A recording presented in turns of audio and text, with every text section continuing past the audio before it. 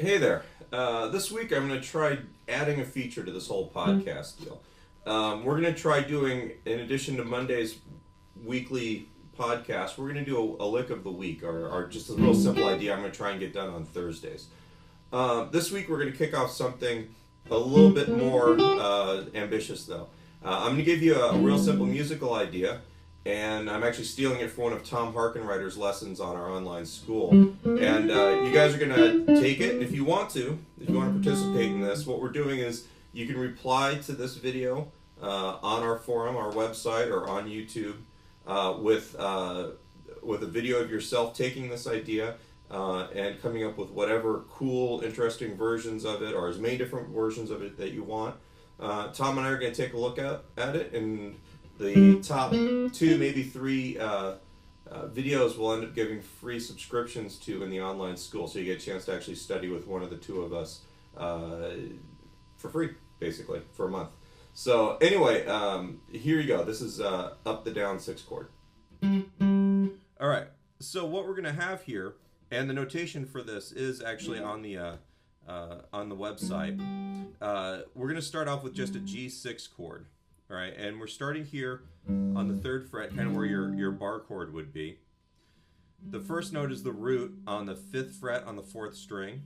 The next note is the 3rd on the 4th fret on the 3rd string. The 5th is on the 3rd fret on the 2nd string. So that makes a major triad right there. You've got your 6th on the 5th fret on the 2nd string, and then your root is here on the 1st string on the 3rd fret. And if we want to make a chord voicing out of it, we'll play the root, 3rd, 6th, and then 1st finger right there. And that gives us a cool 6 chord. You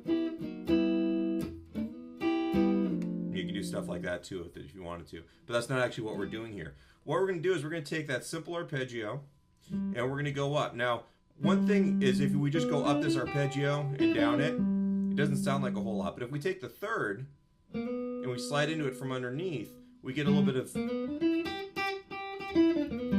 bluesiness to it, or a little bit of jump or swingness to it. So what we're doing here is we're actually taking, we're going to go root, then sliding into the 3rd from a fret below, 5, 6, and then the root. And that's going to be our first phrase. So we got... And you can use this for a kickoff for a blues.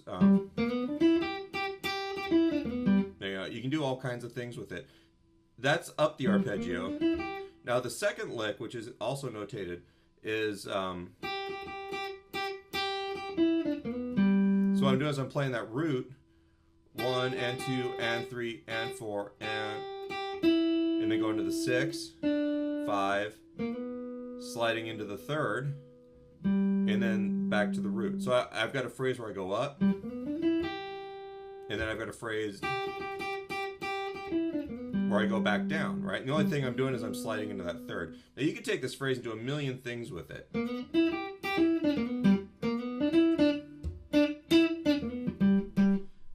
Now one thing about soloing this way is that it gives you a direct attachment to the harmony. Like if we're playing over a blues, over that G chord, we're going to use this phrase over that. And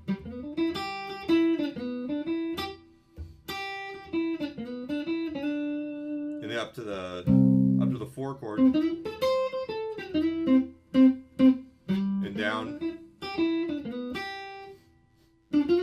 5 chord.